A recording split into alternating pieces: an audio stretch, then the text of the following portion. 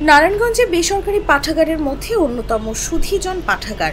দীর্ঘ প্রায় 5 যুগেরও বেশি সময় ধরে এই পাঠাগার জেলায় জ্ঞানের আলো ছড়িয়ে যাচ্ছে।